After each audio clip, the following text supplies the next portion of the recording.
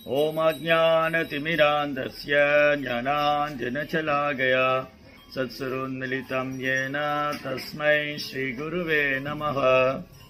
नमो विष्णुपादाय कृष्णप्रेष्ठाय भूतले श्रीमते भक्तिवेदान्त स्वामीति नामिने। नमस्ते सारस्वती देवे गौरवाणी प्रचारिणे निर्विशेष शून्यवादी पाशात्यदेशतारिणे। जय श्री कृष्ण चैतन्य प्रभु नित्यानंद श्री अद्वैत गदाधर श्रीवासदि गौरभक्त वृंद। हरे कृष्णा कृष्ण कृष्ण हरे हरे, हरे राम राम राम हरे हरे। हरे कृष्णा பக்தர் எல்லாருக்கும் இனிமையான காலை வணக்கம். இன்றைய ஜபா செஷன்ல கலந்துருக்கிற எல்லா பக்தர்களுக்கும் என்னுடைய பணிவான நமஸ்காரம். தினமும் காலையில பக்தர்களுடைய சங்கத்துல நாம ஜபம் செஞ்சு இன்றைய பொழுத ரொம்ப அழகா ஆனந்தமா கழிப்பதற்கு ஒரு வாய்ப்பை பிரபுபார் ஏற்படுத்தி கொடுத்திருக்காரு. அதனால சில பிரபுபாருக்கு நம்ம ரொம்ப கடன் போட்டிருக்கோம். நாம ஜபம் இதுதான் இந்த யுகத்துக்கான தர்மம், இந்த யுகத்துக்கான யோகமும் இதுதான், இந்த யுகத்துக்கான தியானமும் இதுதான். ஹரே நாம ஹரே நாமைவகி கேவலம் கலோ நாஸ்தியேவ கதிரன்யதா. கலியுகத்துல பகவான் நாமத்தை ஜபிப்பதை தவிர வேறு வழியில்லை. மற்ற யோகங்களை செய்வதற்கோ கடுமையான தவங்களை செய்வதற்கோ மாபெரும் யாகங்களை செய்வதற்கோ நமக்கு எந்த ஒரு தகுதியும் இல்லை, அதற்கான நேரமும் இல்லை, அதற்கான ஆயுளும் இல்லை, அதற்கான வசதியும் இல்லை. முன்றைய யுகங்கள்லாம் மாபெரும் யாகம் எல்லாம் செய்வாங்க. அஸ்வமேத யஜ்யம், ராஜசூய யஜ்யம். அந்த யாகம் செய்யறதுக்கு பெரும் மன்னர்களால தான் பண்ண முடியும். யுதிஷ்டிரர், தசரதர், ஜனகர் மாதிரி மாபெரும் மன்னர்கள், ராஜ ரிஷிகள் அந்த மாதிரி யாகம் செஞ்சு பகவானை திருப்தி செஞ்சாங்க, பகவானை வழிபட்டாங்க. அதுக்கு முந்தைய யுகத்துல சத்தியுகத்துல பெரும்பாலும் தியான யோகத்தை பயிற்சி பண்ணாங்க. அப்ப தியானம் பண்ண முடிஞ்சதுன்னா அதுக்கு தகுந்த சூழ்நிலை இருந்தது. நீண்ட ஆயுள் காலம் 1,00,000 வருஷம் வாழ்ந்திருக்காங்க. இத சொன்னா நம்ப மாட்டாங்க. அது எப்படி 1,00,000 வருஷம் வாழ்ந்திருக்காங்க அப்படின்னு நம்ப மாட்டாங்க. ஆனா உண்மை. கலியுகத்திலே பாருங்க, நம்முடைய ஆயுள் காலம் 100 வருஷம். ஆனா 100 வருஷம் இருக்கிறோமா? 60, 70 இப்ப குறைஞ்சுக்கிட்டே வருது. ஆனா ஒரு காலத்துல 110, 115, 120 வயசு வரைக்கும் வாழ்ந்தவங்க எல்லாம் இருக்காங்க. ரைட்? அப்போ நம்முடைய உணவு பழக்க வழக்கங்கள், இயற்கையினுடைய சீதோஷணம் எல்லாம் மாறும்போது நம்முடைய ஆயுள் காலம் குறையுது. கலியுகத்துல அல்ப ஆயுஸ், கலியுகத்துல 100 வருஷம் தான். ஆனா அதுக்கு முந்தைய யுகங்கள்ல முதல் யுகமான சத்தியுகத்துல 1,00,000 ஆண்டு காலம் வாழ்ந்திருக்காங்க. அவங்க தியான யுகத்தை பயிற்சி பண்ணிருக்காங்க. தனி இடத்துல உட்கார்ந்து மனதை ஒருநிலைப்படுத்தி அது சாத்தியமா இருந்தது அந்த யுகத்துல உள்ளவங்க. அதுக்கப்புறம் 2வது யுகத்துல யாகங்களை செஞ்சாங்க. அவங்க 10,000 வருஷம் வாழ்ந்திருக்காங்க. அதுக்கப்புறம் துவாபர யுகத்துல 1000 ஆண்டு காலம் வாழ்ந்திருக்காங்க. அவங்க கோயில் வழிபாடு. இன்னைக்கு வீட்டு பக்கத்திலேயே கோயில் இருக்கு, போக மாட்டேங்கிறோம். ஏன்னா குளிக்கணும், ஞாயிற்றுக்கிழமைனால குளிக்காம கொஞ்ச நேரம் உட்கார்ந்துருக்கலாம். எப்படி காலையில் எழுந்திரிச்ச உடனே குளிக்கிறது?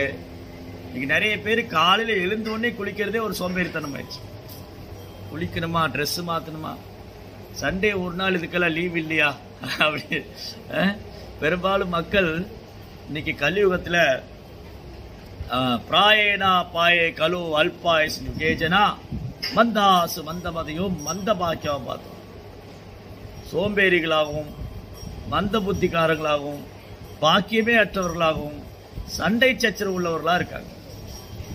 இப்படி இருக்கக்கூடிய நபர்களால எப்படி தியான யோகத்தை பயிற்சி பண்ண முடியும்? எப்படி யாகங்களை செய்ய முடியும்? அதற்கான வசதி வாய்ப்புகளும் கிடையாது. அதனால கலியுக மக்களுக்கு ஒரே வாய்ப்பு மற்ற யுகங்கள்லாம் எவ்வளவு கஷ்டப்பட்டு இறைவனை திருப்தி செஞ்சாங்களோ அது ரொம்ப சுலபமாக கலியுகத்தில் யஜ்ஞானாம் ஜப யஜ்யோஸ்மி நாம ஜபம். ஹரே கிருஷ்ணா கிருஷ்ண கிருஷ்ண ஹரே ஹரே ஹரே ராம ராம ராம ஹரே ஹரே நாம ஜபம். நாம ஜபத்தின் மூலமா ரொம்ப சுலபமா பகவானை திருப்தி செஞ்சிடலாம். அதனால இந்த யுகத்துக்கான தர்மம் ஹரே கிருஷ்ணா மகாமந்திரம். இந்த மகாமந்திரம் தான் இந்த யுகத்துக்கான தர்மம். இதை பகவானே 500 ஆண்டுகளுக்கு முன்பாக சைதன்ய மகாபிரபு அவதாரம் செய்து இந்த நாமத்தை பிரச்சாரம் செய்தார். அப்ப எப்பெல்லாம் பகவான் இந்த பூமியில வராரோ அப்போ தன் சகாக்களையும் அழைச்சின்னு வருவார்.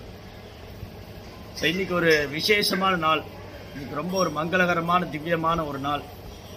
இன்று சைதன்ய மகாபிரபுவுடைய நெருக்கமான சகாக்கள் ஒருவரான கதாதர் பண்டிதர் தோன்றிய தினம். கதாதர் பண்டிட் நீங்க எல்லாருமே கேள்விப்பட்டிருப்பீங்க. இந்த கதாதர் பண்டிதர் பஞ்ச தத்துவங்கள்ல ஒருவர். ஜெய் ஸ்ரீ கிருஷ்ண சைத்தன்யா பிரபு நித்யானந்தா ஸ்ரீ அத்வைத கதாதர ஸ்ரீவாசாதி கௌரபக்தர். இந்த ஹரே கிருஷ்ணா மந்திரம் உச்சரிக்கிறதுக்கு முன்னாடி நம்ம பஞ்ச தத்துவ மந்திரம் சொல்றோம் இல்லையா, அந்த பஞ்ச தத்துவங்கள்ல ஒருவர் தான் கதாதர் பண்டிட். பகவான் கிருஷ்ணர் திரியுகா, அவர் 3 யுகத்துல தான் நேரடி அவதாரம் செய்யறார். பகவான் கிருஷ்ணர் 3 யுகத்துல நேரடி அவதாரம் செய்யறார். கலியுகத்துல பகவான் நேரடியாக அவதாரம் செய்வதில்லை. அவர் தன்னுடைய லீலைகளை மறைத்துக் கொண்டு அவர் என்ன பண்றாரு, பகவானை பக்தன் அவதாரம் பண்ணிட்டார். கலியுகத்துல பகவான் பக்தனாக அவதாரம் செய்தார். 500 ஆண்டுகளுக்கு முன்பாக பகவான் கிருஷ்ணரை சைதன்ய மகாபிரபு அவதாரம் செஞ்சார். அப்போ பகவானே பக்தனாக இந்த நாமத்தை பிரச்சாரம் செய்யும் போது அவருக்கு உதவி செய்வதற்காக, அந்த லீலையில் பங்கு கொள்வதற்காக அவருடைய சகாக்களும் இங்கு தோன்றினாங்க. அப்ப ஆன்மீக உலகத்துல கிருஷ்ணருடைய கோலோக விருந்தாவனத்துல அவருக்கு நித்தியமா சேவை செய்யக்கூடிய அவரது அந்தரங்க சக்தி, ஹலாதினி பொட்டன்சி, ஹலாதினி சக்தி ஸ்ரீமதி ராதாராணி கதாதர பண்டிதரா இந்த பூமியில தோன்றினாங்க. கோலோக விருந்தாவனத்துல பகவானுடைய அந்தரங்க சேவையில ரொம்ப வெரி க்ளோஸ், அதாவது பகவானுடைய பக்தர்னாலே முதல் தரமானவங்க ஸ்ரீமதி ராதாராணி. அவங்க பக்திக்கும் அவங்க சேவைக்கும் நிகரே கிடையாது. ஸ்ரீமதி ராதாராணியோடைய பக்திக்கும் சேவைக்கும் நிகரே கிடையாது. யாருமே அவங்ககிட்ட நெருங்க முடியாது. அந்த அளவுக்கு உன்னதமான பக்தி செய்யறாங்க. கிருஷ்ணர் மேல கலங்கமில்லாத தூய பிரேமம், பகவான் ஸ்ரீ கிருஷ்ணருக்கு பேரானந்தம் தரக்கூடியவங்க ஸ்ரீமதி ராதாராணி. அந்த ராதாராணி பகவான் கிருஷ்ணர் சைதன்யரா அவதாரம் செய்யும் பொழுது அவங்க கதாதர பூமியில வந்தாங்க. சரி, அப்போ கதாதர் பண்டிதர் நமக்கு என்ன கற்றுக் கொடுக்கிறாரு, கதாதர் பண்டிதருடைய வாழ்க்கையிலிருந்து நம்ம என்ன தெரிஞ்சுக்க போறோம். கதாதர் பண்டிதர் இன்னைக்கு பங்களாதேஷ் சொல்றோம். இன்னைக்கு பங்களாதேஷ், அன்னைக்கு ஈஸ்ட் பெங்கால், கிழக்கு வங்காளம். அங்க பேலேத்தின்னு ஒரு கிராமம் இருக்கு. பேலேத்தி கிராமம் சட்டகாங் டிஸ்ட்ரிக்ட். சட்டகாங் டிஸ்ட்ரிக்ட்ல பேலேத்தி கிராம்னு ஒரு கிராமம் இருக்கு. அங்க மாதவ் மிஸ்ரான்னு ஒரு பிராமணர், மாதவ் மிஸ்ரா, ரத்னாவதி தேவி. மாதவ் மிஸ்ரருக்கும் ரத்னாவதி தேவிக்கும் குழந்தையாக தோன்றினார் கதாதர். சிறு வயதிலிருந்தே, குழந்தை பிராயத்திலிருந்து அவருக்கு பகவான் ஸ்ரீ கிருஷ்ணருடைய நாமங்களை உச்சரிப்பது, பகவானது லீலைகளை ஸ்மரணம் செய்வது, பக்தர்களுக்கு சேவை செய்வது, இதுலதான் அதீத நாட்டம். இந்த உலக விஷயத்துல, பௌதிகமான விஷயங்கள்லயோ, விளையாட்டு, குறும்புத்தனம் எதுவுமே கிடையாது. கதாதர்னா அமைதி, சாந்தம், பொறுமை, எளிமை, பணிவு, பக்தி, இதன் சொரூபம் கதாதர். சிறு வயதிலிருந்தே அவருக்கு பகவான் நாமத்து மேல அதீத பிரியம். பிரகலாதர் சொல்ற மாதிரி பாகவதத்துல பிரகலாத் மகராஜ் சொல்றாரு, கோமாரம் ஆக்கிரதே பிரஜா தர்மான் பாகவதாயிக துர்லபமானச ஜென்மம். இந்த பாகவத தர்மம் குழந்தை பிராயத்திலிருந்து 5 வயசுலேருந்தே ஒருத்தர் கற்றுக் கொடுக்கும். இந்த பாகவத தர்மம் கிருஷ்ண பக்திய 5 வயதிலிருந்தே கற்பிச்சு கொடுக்கும். ஏன்னா இந்த மனித வாழ்க்கை கிடைத்திருக்கு அரிது, துர்லபம், அரிது அரிது மானிடராய் பிறத்தல இருக்கு. அதனால கதாதர் ஒருவர் பக்தி செய்யணும்னு ஆரம்பிச்சுட்டா குழந்தை பிராயத்திலிருந்தே செய்யணும். அது ரொம்ப ரொம்ப அவசியம். சிறு வயதிலிருந்தே ஒருத்தருக்கு பக்தியை கற்பிச்சு கொடுக்கும். அப்ப அவங்க கிழக்கு வங்காளத்தில் இருந்தாங்க. அதுக்கப்புறம் கொஞ்ச நாள் அவங்க குடும்பம் மாதவ மிஸ்ரரும் கதாதருடைய தந்தையான மாதவ மிஸ்ரர், தாயான ரத்னாவதி தேவி, அவங்க நதியா மாவட்டம், கங்கை கரையில் இருக்கக்கூடிய மேற்கு வங்காளத்துல கங்கை கரையில் இருக்கக்கூடிய நதியா மாவட்டத்தில் நவதீப் தாம், அங்க ஸ்ரீதாம் மாயாப்பூர், அங்க குடிபெயர்ந்தாங்க. அங்க ஜெகநாத் மிஸ்ரர், சச்சி மாதா, அவங்களுக்கு தான் பகவான் சைதன்யர் குழந்தையாக அவதரிச்சிருந்தார். நிமாய் சிறு குழந்தை பாலகர் நிமாய். அப்போ சைதன்ய மகாபிரபு இந்த பூமியில தோன்றிய ஓராண்டு காலம் கழித்து கதாதர் இந்த பூமியில தோன்றியிருந்தார். பகவான் இந்த பூமியில தோன்றிய ஒரு ஆண்டு காலம் கழித்து கதாதர் இந்த பூமியில தோன்றியிருந்தாரு. அவர் கிழக்கு வங்காளத்தில் தோன்றியிருந்தார். அதுக்கப்புறம் அவங்க குடும்பம் மேற்கு வங்காளத்துக்கு மாறிட்டாங்க. அப்ப ஜெகநாத் மிஸ்ர வீட்டுக்கு பக்கத்திலேயே அவங்க குடிபெயர்ந்தாங்க. அதனால ஜெகநாத் மிஸ்ரரும் மாதவ் மிஸ்ரரும் மிக நெருக்கமான நண்பர்கள். அதே மாதிரி ரத்னாவதி தேவி, சச்சி தேவி மிக நெருக்கமான தோழிகள். அதனால இந்த ஜெகநாத் மிஸ்ரரும் சச்சி மாதாவும் தன்னுடைய சகோதரன் சகோதரி போல 2 பேரையும் பார்த்துக்கிட்டாங்க, மாதவ் மிஸ்ரரையும் ரத்னாவதி தேவி. அப்போ குழந்தை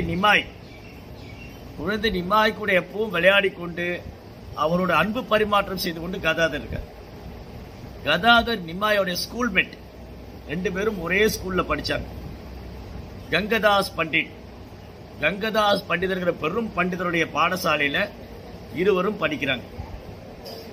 நிமாய், சைத்தன்ய மகாபிரபு நிமாய் எப்படி கிருஷ்ண பகவான் குழந்தையில நிறைய குறும்புத்தனமான லீலைகள்லாம் செஞ்சாரோ, அதே மாதிரி நிமாய் நிறைய குறும்புத்தனமான லீலைகள்லாம் செய்வார். ஆனா கதாதரோ குறும்புத்தனம் எதுவும் பண்ணாம, அதே சமயம் நிமாய் கிட்ட ரொம்ப அன்பா இருந்து அன்பு பரிமாற்றம் பண்ணி 2 பேரையும் பிரிக்கவே முடியாது. நிமாயும் கதாதரையும் பிரிக்க முடியாது. 2 பேரும் ஈருடல் ஓர் உயிர், அப்படி நெருக்கமாக அன்பு செய்கிறாங்க. சில நேரங்களில் நிமாய் கதாதர்கிட்ட தர்க்கம் செய்யறது உண்டு. ஏன்னா அவர் என்ன பண்ணாரு, நிமாய் சைத்தன்ய மகாபிரபு அவர் சங்கீர்த்தனையை வெளிப்படுத்துறதுக்கு முன்னாடி நவதீப் தாமத்துல சைத்தன்ய மகாபிரபு சங்கீர்த்தனையை வெளிப்படுத்துறதுக்கு முன்னாடி ஒரு கம்பீரமான ஒரு பண்டிதனாக, ஒரு பிராமணராக நவதீபத்தில் வளம் வந்தார். அப்ப அவருக்கு நிமாய் பண்டிட் பேர். Nimai Pandit, very well scholar, வெறும் பண்டிதர். யாருமே அவர்கிட்ட தர்க்கம் பண்ணி ஜெயிக்கவே முடியாது, தர்க்கம் பண்ணி அவரை வெல்லவே முடியாது. ஸோ நிமாய் என்ன பண்ணுவாரு, சம்டைம் கதாதர்கிட்ட ஆர்குமெண்ட் பண்ணுவார். ஏ கதாதரா, இதான் வேத பாடசாலையில் படிக்கிறிய, முக்தினா என்னன்னு சொல்லு, முக்தினா என்ன? ஸோ கதாதர் ரொம்ப எளிமையான பணிவான பக்தர். அவர் முக்தியை பற்றி விளக்கம் கொடுக்கும்போது நிமாய் குறுக்கிட்டு, இல்ல அது அர்த்தம் இல்லை, நீ தப்பா சொல்ற, நான் சொல்றதா கரெக்ட், அப்படி அவரும் விளக்கம் கொடுப்பார். இப்படி 2 பேரும் மணிக்கணக்கா தர்க்கம் செய்வாங்க. கங்கை கரையில உட்கார்ந்துட்டு மணிக்கணக்கா. கதாதர் என்ன சொன்னாலும் நிமாய் எதையாவது சொல்லி அதை புறக்கணிப்பார். சில நேரம் கதாதரர் கோவப்படுத்தவும் செய்வார். ஆனா கதாதர் கோபமடையவே மாட்டார். சைத்தன்ய மகாபிரபு கதாதருடைய பணிவு, அவரது எளிமை, அவரது பக்தி, அவர் பகவான் கிருஷ்ணரிடம் உள்ள சரணாகதி, இதெல்லாம் இந்த உலகத்துக்கு காமிக்கிறதுக்காக அவர்கிட்ட நிறைய அன்பு பரிமாற்றம், நிறைய லீலைகள் பண்ணியிருக்கார். அதுல ஒன்றுதான் அவரை கோபப்படுத்த முயற்சி பண்ண, முக்தியை பற்றி தவறான விளக்கம் கொடுத்து அவரை கோபப்படுத்த முயற்சி பண்றாரு. கதாதரும் பொறுமையா சொல்றாரு, நிமாய் நீ இந்த மாதிரி ஏன் தர்க்கம் செய்யற, முக்தினா அது அர்த்தம் இல்லை. நீங்க நினைக்கிற மாதிரி முக்தினா ஏதோ இறைவனோடு 2 கலப்பதோ நமது அடையாளத்தை அழித்துக் கொள்வதோ அல்ல. முக்திகித்வா அன்னதா ரூபேன ஸ்வரூபேன அவஸ்திதா. முக்திங்கிறது நம்முடைய உண்மையான ஆதாரமான நிலை. பகவான் ஸ்ரீ கிருஷ்ணருக்கு சேவை செய்வது, அவரது பக்தனாக இருப்பது, அதுதான் உண்மையான முக்தி அப்படின்னு ரொம்ப அழகா கதாதர் விளக்கம் கொடுத்தாலும் மகாபிரபு வேணுனே அவர்கிட்ட குறும்புத்தனம் செய்வார். ஆனா மகாபிரபு என்ன குறும்புத்தனம் செஞ்சாலும், அவர்கிட்ட தர்க்கம் செஞ்சாலும், அவரை கோபப்படுத்த முயற்சி பண்ணாலும் கதாதர் மகாபிரபு விட்டு போகவே மாட்டார். கதாதர் நிம்மாயை விட்டு பிரியவே மாட்டார். இப்படி சிறு வயதிலிருந்தே பௌதிகத்துல பற்றுதல் இல்லாம, புலன்பு விஷயங்கள்ல நாட்டம் இல்லாம, மற்ற பிள்ளைகளை போல குறும்புத்தனம் விளையாட்டு எதுவும் இல்லாம எப்பவுமே பகவானுடைய லீலைகளை ஸ்மரணம் செய்து கொண்டு பக்தர்களுக்கு சேவை செய்து கொண்டு ஆனந்தமாக இருக்கிறார் கதாதர். அதுக்கப்புறம் ஒரு நாள் சைத்தன்ய மகாபிரபு கயையில போய் அவருடைய தந்தையானை ஜெகநாதனுக்கு சாதா கொடுக்கறதுக்காக போற மாதிரி போயிட்டு கயையிலிருந்து திரும்ப வரும்போது அவர் பக்தியினுடைய பரவச நிலை வெளிப்படுத்துறார். போகும்போது நிமாய் பண்டிதரா போனார். ஒரு மிடுக்கான கம்பீரமான பண்டிதனை போல வாழ்ந்த நிமாய் யார்கிட்ட வேணாலும் தர்க்கம் பண்ணலாம், யார் வேணாலும் தன் தர்க்கத்தில் ஜெயிச்சிடலாம் அப்படின்னு வாழ்ந்திருந்த நிமாய் பக்தர்கள்லாம் பெரும் கவலை கொண்டார்கள். ஏன் இந்த நிமாய் இப்படி இருக்காரு? இந்த நிமாய் எப்ப பாரு தர்க்கம் பண்ணிக்கிட்டே இருக்காரு. ஸ்ரீவாஸ் தாக்கூர், முகுந்த தத்தா, கதாதர் இவங்க கிட்ட எல்லாம் தர்க்கம் செய்வார் பக்தர்கள்கிட்ட.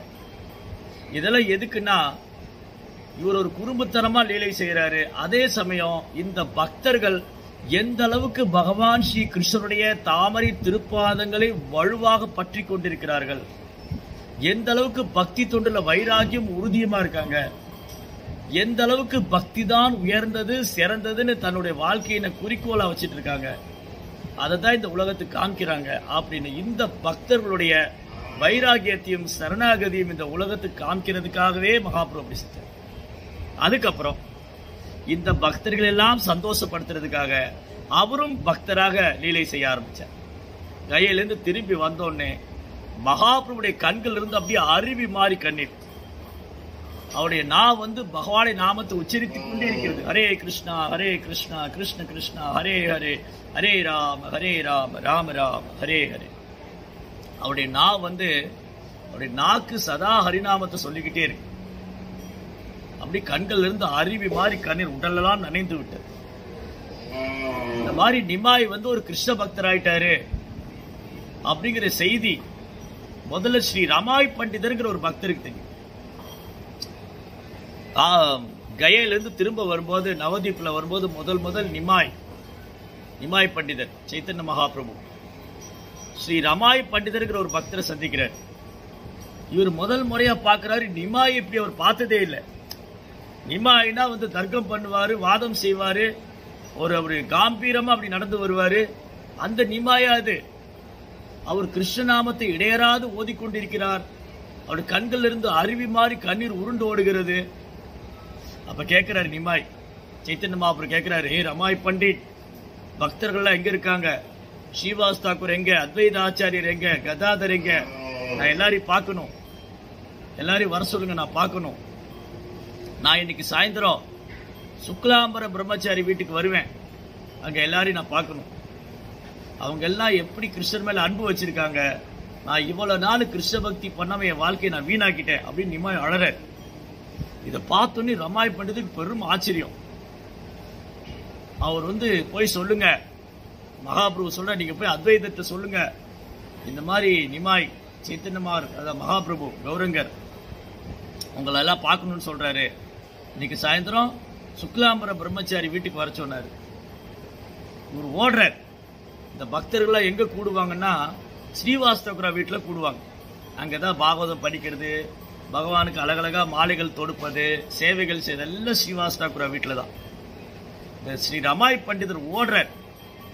ஓடி போனா அங்க பக்தர்கள்லாம் பகவானுக்கு பூ கட்டிக்கிட்டு இருக்காங்க, பிரசாதம் தயார் பண்ணிக்கிட்டு இருக்காங்க, சேவைகள் பல்வேறு சேவைகள் ஈடுபடுறாங்க. இவர் தலைகால் குத்திட்டு ஓடினார். தலைகால் குத்திட்டு ஓடி போய் கண்டேன் அதிசயம் அற்புதம், அதிசயம் அற்புதம், என்ன ரமாய் என்ன பார்த்த நீ? என்ன அதிசயம், என்ன அற்புதம்? நம்ம எல்லாம் பிரார்த்தனை பண்ணிட்டு இருந்தோம் கிருஷ்ணா கிட்ட, இந்த நிமாய் எப்படியாவது டிவோட்டி ஆயிரணும், இந்த நிமாய் எப்படியாவது கிருஷ்ண பக்தர் ஆயிரணும், நம்ம எல்லாம் பிரார்த்தனை பண்ணோம். ஓ அத்வைத பிரபு ஸ்ரீவாஸ் தாக்கூரரே, உங்க பிரார்த்தனை வீண் போகல, நிமாய் கிருஷ்ண பக்தர் ஆயிட்டாரு. நிமாயோட கண்கள் இருந்து கண்ணீர் உருண்டு ஓடுது. நிமாய் எப்பவுமே 2 கை உயர்த்திண்டு ஹரே கிருஷ்ணா கிருஷ்ண கிருஷ்ணா ஹரே ஹரே, ஹரே ராம ராம ராம ஹரே ஹரே பகவான் போல பாடிட்டு இருக்காரு. அப்படின்னு உங்களை எல்லாம் பார்க்கணும்னு சொல்றாரு. நீங்க எல்லாம் இன்னைக்கு சாயந்தரம் நம்ம எல்லாரும் சுக்லாம்பர பிரம்மச்சாரி வீட்டுக்கு போகணும். அங்க மகாபிரபு வந்து எல்லாரும் பார்க்கறேன்னு சொல்லியிருக்காரு. எல்லாருக்கும் ரொம்ப சந்தோஷம். எல்லாம் ஹரிபோல் ஹரிபோல் ஹரிபோல் உற்சாகத்துல குதிக்கிறாங்க. ஏன்னா இவங்க எல்லாம் எதிர்பார்த்தாங்க நிமாய்க்கு இருக்கிற அறிவு, அவனுடைய நாலேஜ், நிமாய்க்கு இருக்கிற அறிவுக்கும் திறமைக்கும் அவர் மட்டும் கிருஷ்ண பக்தரா இருந்தா இந்த உலகத்தையே கிருஷ்ண பக்தியில மூழ்கடிச்சிருவார். எல்லாரையும் பேரானந்த பெருங்கடல்ல மூழ்கடிச்சிருவாரு அப்படின்னு எல்லாரும் பகவான் கிருஷ்ணன் பிரார்த்தனை பண்ணிட்டு இருந்தாங்க. இந்த பக்தர்களை மகிழ்விக்கிறதுக்காகவும், இந்த பக்தர்களோட அன்பு பரிமாற்றம் செய்யறதுக்காகவும், இந்த யுக தர்மமான நாம சங்கீர்த்தனத்தை ஸ்தாபனம் செய்யறதுக்காகவும் மகாபிரபு இந்த சங்கீத லீலையை தொடங்கினார். அன்றைக்கு சாயந்தரம் எல்லாரும் சுக்லாம்பர பிரம்மச்சாரி வீட்டுக்கு வர்றாங்க. அங்க பார்த்தா நிமாய் அழுதுகிட்டே இருக்கார். அவர் கண்ணுல இருந்து அப்படியே அருவி மாறி கண்ணீர். அவருடைய நான் வந்து தொடர்ந்து நாம ஜபிச்சுக்கிட்டே இருக்கு. ஹரே கிருஷ்ணா கிருஷ்ண கிருஷ்ணா ஹரே ஹரே, ஹரே ராம ராம ராம ஹரே ஹரே. ஒரு பக்தர்களா பார்த்து மகாபிரபு புகழ்ந்து பாராட்டுறாரு. ஓ அத்வைத பிரபு, நீங்க எப்பவுமே பகவானுடைய லீலைகளை ஸ்மரணம் பண்ணி பாகவதம் பேசிட்டே இருப்பீங்க. ஓ ஸ்ரீவாஸ் தாக்கூரரே, நீங்க எப்பவும் பகவான் கிருஷ்ணருக்கு சேவை செஞ்சுக்கிட்டே இருப்பீங்க. ஓ முகுந்த தத்தரே, நீங்க எப்பவும் பகவான் புகழ் பாடிக்கிட்டே இருப்பீங்க. ஆனா நான் பாருங்க என்னுடைய வாழ்க்கையை வீணாக்கிட்டேன். இவ்வளவு காலம் வீணா தர்க்கம் செஞ்சு வாதம் பண்ணி என்னுடைய நேரத்தை நான் வீணாக்கிட்டேன். நீங்க எல்லாம் எவ்வளவு பெரிய பாக்கியம் பண்ணவங்க, நீங்க எப்பவுமே பகவான் கிருஷ்ணருக்கு சேவை பண்ணிக்கிட்டே இருக்கீங்க. இப்படின்னு மகாபிரபு பேசிட்டு இருக்கும்போது உள்ள யாரோ அலற சத்தம் கேட்கும். உள்ள யாரோ சுக்லாம்பர பிரம்மச்சாரி வீட்டுக்குள்ள யாரோ அழுகிறாங்க. அப்போ மகாபிரபு கேட்கிறாரு, யாரு உள்ள? வீட்டுக்குள்ள யாரு யாரு அழறாங்க உள்ள? அப்போ பக்தர்லாம் சொன்னாங்க, மகாபிரபு உங்க கதாய், உங்க கதாதர் அவர் தான் வீட்டுக்குள்ள இருக்காரு, அவர் தான் அழறாரு. ஏன்னா கதாதர் என்ன பண்ணாரு, வீட்டுக்குள்ள போய் ஒழிச்சிட்டார். மகாபிரபுடைய டிரான்ஸ்பர்மேஷன், அவர் எந்த அளவுக்கு கிருஷ்ண பக்தி வெளிப்படுத்துறாரு அதை பார்க்க ஆர்வம் கொண்டு முன்னாடியே வந்து சுக்லாம்பர பிரம்மச்சாரி வீட்டுக்குள்ள ஒழிச்சுக்கிட்டாரு. மகாபிரபு வந்து வெளிப்படுத்திய பக்தி வந்து கதாதரால் டாலரேட் பண்ண முடியல. அவர் அழறார். மகாபிரபு கூப்பிடுறாரு, கதாய் கதாதர் கதாதர். சோ கதாதர் வெளியில வர்றாரு. வெளியில வந்து மகாபிரபு அப்படி கட்டி தழுவிக்கிறார். கதாதர் ஆலிங்கனம் பண்ணி கண்ணீராலே அபிஷேகம் பண்ணிட்டார். அப்ப சைத்தன்ய மகாபிரபு சொல்றாரு, கதாதர் நீங்க ரொம்ப பாக்கியம் பண்ணவரு. ஏன்னா நீங்க குழந்தையிலிருந்தே பகவான் கிருஷ்ணர் மேல அசையாத பக்தியும் நம்பிக்கையும் வச்சிருக்கீங்க. நீங்க பகவான் கிருஷ்ணர் மேல எப்பவுமே பக்தி பண்ணிட்டு இருக்கீங்க. நீங்க எப்பவுமே அவர் புகழ் பாடிட்டு இருக்கீங்க. நீங்க எப்பவுமே பகவானுக்கு சேவை பண்ணி ஆனந்தம் பண்றீங்க. ஆனா நான் பாருங்க, நான் இவ்வளவு காலம் வீணா தர்க்கம் செஞ்சு வாதம் பண்ணி என்னுடைய வாழ்க்கையை நான் வீணாக்கிட்டேன் அப்படின்னு மகாபிரபு கதாதர் காட்டி தள்ளிவிட்டு அழற. கதாதர் ஒன்னும் பேசாம மௌனமா நிக்கிறார். இதெல்லாம் பகவானுடைய லீலை தானே அப்படி நிக்கிறார். அன்றையிலிருந்து சைத்தன்ய மகாபிரபு பக்தர்களோடு நாம சங்கீர்த்தனம் பண்ணி நவதீபம் முழுவதும் கங்கை கரையில எல்லாரையும் வந்து கிருஷ்ண பிரேமத்துல மூழ்கடிச்சார். ஹரே கிருஷ்ணா கிருஷ்ண கிருஷ்ணா ஹரே ஹரே, ஹரே ராம ராம ராம ஹரே ஹரே. பக்தியினுடைய மிக உன்னதமான பாவத்தை மகாபிரபு வெளிப்படுத்த ஆரம்பிச்சார். பக்தியின் மிக உன்னத நிலை பாவம், கிருஷ்ணர் மேல மாறாத பிறழாத மனது, பிரேமம். அப்படி நாமத்தை உச்சரிக்கும் போது கண்கள் இருந்து கண்ணீர் பீரிட்டலும், உடல்ல மயிர் குத்திட்டு நிற்கும், நாவெல்லாம் தழுதழுக்கும். சில நேரம் சிரிப்பாரு, சில நேரம் அழுவாரு, சில நேரம் மயங்கி விழுந்துருவாரு. இந்த மாதிரி கிருஷ்ணர் மேல உன்னதமான அன்பை வெளிப்படுத்தினார். சில நேரங்களில் கிருஷ்ணனுடைய பிரிவு தாங்காம சைத்தன்ய மகாபிரபு கிருஷ்ணா கிருஷ்ணா கிருஷ்ணான்னு கத்தி அலறுவர். சில நேரம் ஓடுவர், சில நேரம் மயங்கி விழுந்துருவார். இதெல்லாம் பார்க்கும்போது சச்சி மாதாவுக்கு ரொம்ப பயமா இருக்கு. நிமாயோட அம்மாவுக்கு ரொம்ப பயம். நிமாய்க்கு என்ன ஆச்சு? அவர் கயா போயிட்டு வந்ததுலேருந்து ஏதோ பேய் பிடிச்ச மாதிரி இருக்காரு. அவர் கயா போயிட்டு வந்ததுலேருந்து ஏதோ பேய் பிடிச்ச மாதிரி இருக்காரு. சில நேரம் அழறாரு, சில நேரம் சிரிக்கிறாரு, சில நேரம் மயங்கி விழுந்துடுறாரு, சில நேரம் செவுத்துல போய் தலையை முட்டிக்கிறாரு. என்ன பண்றது தெரியலையே. சச்சி மாதாவுக்கு ஒரே பயம். சச்சி மாதா போய் ஸ்ரீவாஸ் தாக்கூர்கிட்ட கேட்குறாங்க, ஓ ஸ்ரீவாஸ் தாக்கூரே, என் நிமாய்க்கு என்ன ஆச்சு? அவனுக்கு பேய்தா பிடிச்சிடுதா? அவன் எப்பவுமே அழறான், சிரிக்கிறான், திடீர்னு மயங்கி விழுந்துடுறான், திடீர்னு ரோட்ல ஓடுறான், அவனுக்கு என்ன ஆச்சு? அப்போ ஸ்ரீவாஸ் தாக்கூர் சொல்றாரு, சச்சி மாதாய் கவலைப்பட வேண்டாம், நிமாய்க்கு கிருஷ்ணர் மேல தூய அன்பு பிரேமம் ஏற்பட்டு, நிமாய்க்கு கிருஷ்ணர் மேல கலங்கம் இல்லாத அன்பு அவனுடைய வெளிப்பாடு தான் அதெல்லாம். ஆனாலும் ஸ்ரீவாஸ் தாக்கூரே, எனக்கு பயமா இருக்குது, நிமாய் என்ன பண்ணுவாரு தெரியல. அப்போ ஒரு நாள் கதாதர் பண்டிட் சைத்தன்ய மகாபிரபு வீட்டுக்கு வர, நிமாயோட வீட்டுக்கு. அப்ப கதாதரை பார்த்த உடனே சைத்தன்ய மகாபிரபு ஓடி போய் கட்டி தழுவிக்கிறார். கதாதரா, கதாதரா, கிருஷ்ணா எங்க, கிருஷ்ணா எங்க? ஏன் கிருஷ்ணா முன்னாடி வரமாட்டேங்கிறாரு? ஏன் கிருஷ்ணா எனக்கு தரிசனம் கொடுக்க மாட்டேங்கிறாரு? ஏன் கிருஷ்ணா என்ன புறக்கணிக்கிறாரு? நான் பாவியா? ஏன் கிருஷ்ணா என்ன புறக்கணிக்கிறார்? அழற, கிருஷ்ணா எங்க இருக்காரு? கிருஷ்ணா எங்க? நான் உடனே பார்க்கணும், நான் கிருஷ்ணா உடனே பார்க்கணும் அப்படின்னு மகாபிரபு அழற.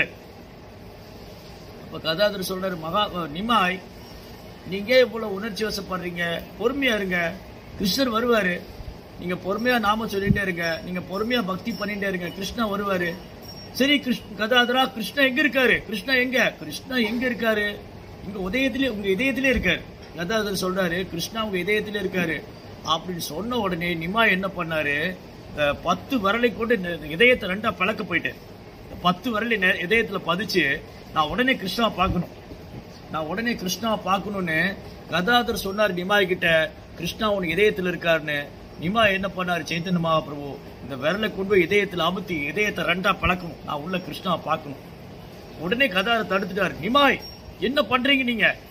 இப்படி எல்லாம் கிருஷ்ணா பார்க்க முடியாது, பொறுமையா இருக்கணும், நீங்க நாம ஜபிச்சுட்டே இருங்க, கிருஷ்ணா உங்களுக்கு தரிசனம் கொடுப்பார். கதாதர் சொன்ன உடனே நிமாய் கேட்டுட்டாரு. கதாதர் சொன்ன உடனே நிமாய் கேட்டுட்டாரு. அப்பதான் சச்சி மாதாவுக்கு மனசே சமாதானம் ஆச்சு.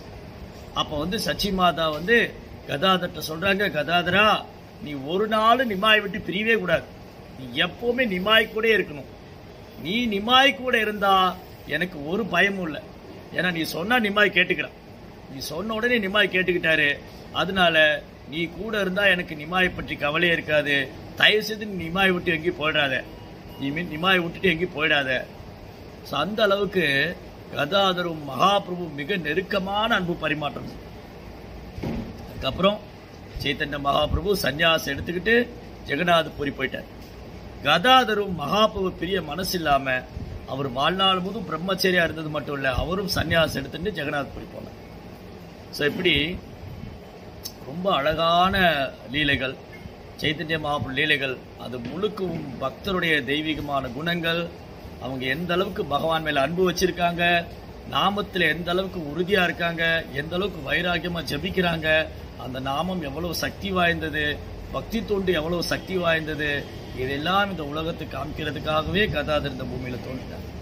அதனால நம்ம கதாதர் பண்ணிட்டு இன்னைக்கு பிரார்த்தனை பண்ணணும், எனக்கு ஹரிநாமத்தில் ருச்சி வரணும், கிருஷ்ணன் மேல அன்பு வரணும், நாமத்தை குற்றம் மட்டும் ஜபிக்கணும், நானும் ஒரு நல்ல வைஷ்ணவர் ஆகணும்னு சொல்லி பிரார்த்தனை. ஹரே கிருஷ்ணா கிருஷ்ண கிருஷ்ண ஹரே ஹரே, ஹரே ராம ராம ராம ஹரே ஹரே. ஜெய் ஸ்ரீ கதாதர் ஆவிர்பாவ.